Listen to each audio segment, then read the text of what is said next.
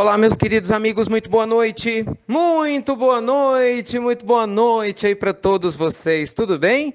Começando com muito carinho, mais uma pílula noturna do nosso amado Evangelho. Você já sabe, desde ontem, pílulas noturnas aqui diárias para responder perguntas que vocês podem nos fazer e nos enviar com todo carinho lá no nosso Instagram, inst.ricardomel. Tá bom? Gente, nós começamos ontem, né, fazendo a resposta de uma pessoa muito querida e hoje a gente vai dar continuidade, né? Nós pegamos algumas dúvidas e há várias perguntas ligadas à ideia de começar, de vencer medos, principalmente medos. Como fazer para vencer os meus medos? Como fazer para me libertar, né, daquilo que me incomoda? E aí eu vejo pessoas falando de problemas conjugais, outras pessoas falando de problemas financeiros e assim por diante. Ontem eu falava sobre a importância da pessoa orar, lembra-se, mudança de dentro para fora, ler algo positivo, buscar ajuda externa e dar o primeiro passo. É uma progressão para você sair da inércia. Hoje, especificamente, meus amigos queridos, eu queria falar sobre o medo de errar. O que eu vejo de maneira muito clara, né? E nosso amado Evangelho nos mostra isso de maneira muito nítida.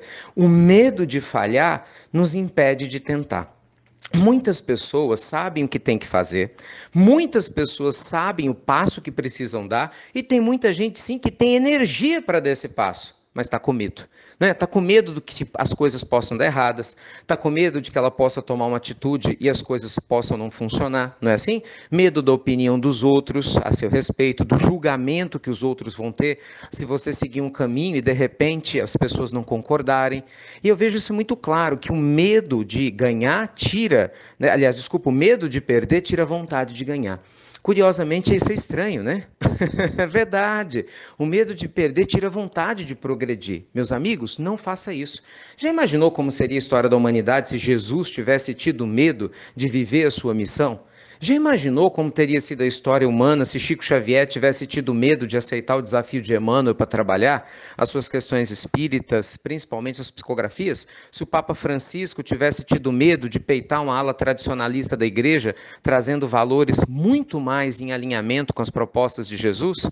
Já imaginou como seria da humanidade se gigantes da alma, como Mahatma Gandhi, Irmã Dulce, Madre Teresa de Calcutá, meu Deus, não precisa nem ir longe, né? Agora cedo, na pílula da manhã, eu falava da Rosa Perkins, né? Aquela costureira americana que em 1955 se rebelou contra a desigualdade racial nos Estados Unidos e por causa da atitude dela, que não teve medo, ela se recusou a sair do ônibus, gerou todo um processo que acabou levando, né, a Suprema Corte Americana a igualar os direitos civis entre brancos e negros e impactou positivamente a África do Sul, na década de 90, a acabar com o apartheid.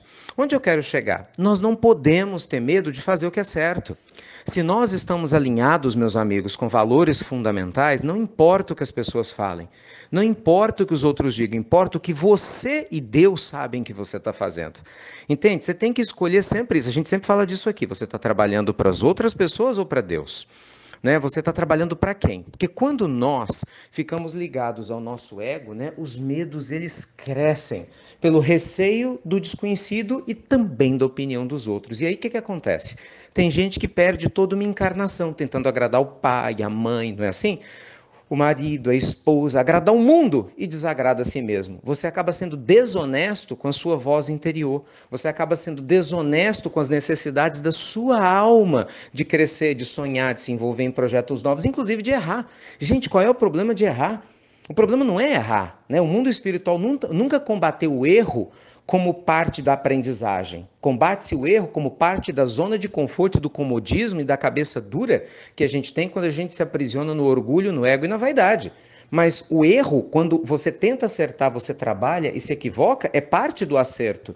Não é assim? Você nunca chega num algo perfeito sem ter errado antes alguma coisa. Mas se há verdadeira boa intenção, o que a gente faz? A gente aprende com o erro, modifica ele e segue adiante, ao invés de baixar a cabeça e simplesmente ficar estagnado com medo da opinião dos outros. Aí não tem jeito, né? Por isso a fé é importante, a fé transporta montanhas e a fé nos tira do lugar.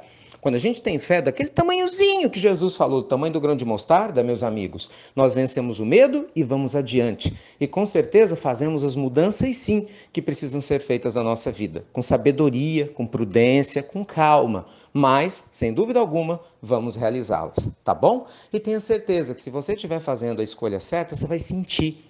Porque quando nós estamos alinhados com a nossa programação kármica, né?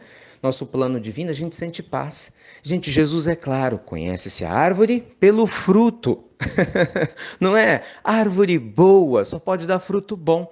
Árvore boa não vai dar fruto ruim, de maneira nenhuma. E de mais a mais, lembre-se, é entre você e Deus, não entre você e os outros. E aí, isso faz sentido para você? Sim ou não?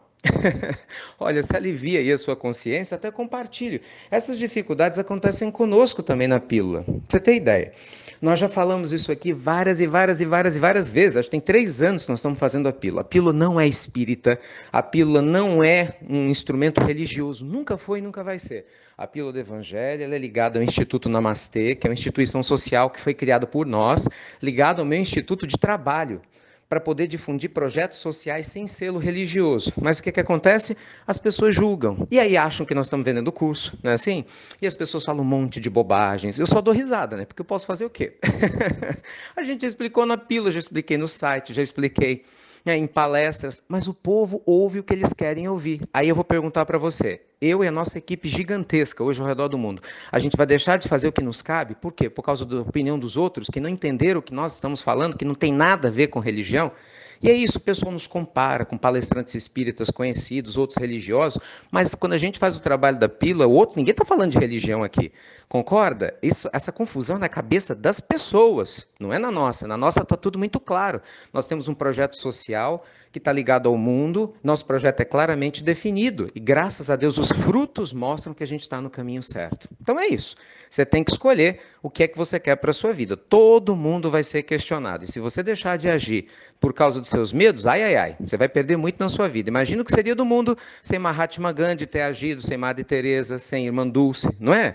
Imagina o que seria do mundo sem os cientistas que inventam remédios, mas que cometem equívocos. Para com isso. Vai lá, faça a sua parte. Nenhum de nós está isento de passar por provas, mas com certeza a recompensa é incrível quando a gente faz aquilo que tem que ser feito, quando nós realmente fazemos aquilo que o nosso coração diz que é certo fazer. Tá bom? Que Deus te abençoe. Ótima noite para você, para sua família. Muita luz e muita paz. E você já sabe, manda suas perguntas, faz seus comentários sobre a pílula noturna lá no Instagram, inst.ricardomelo. Que Deus te proteja e te abençoe hoje e sempre. Grande abraço, obrigado, viu, por compartilhar as pílulas do nosso amado Evangelho. Fiquem com Deus e você já sabe, até breve, até muito, muito breve.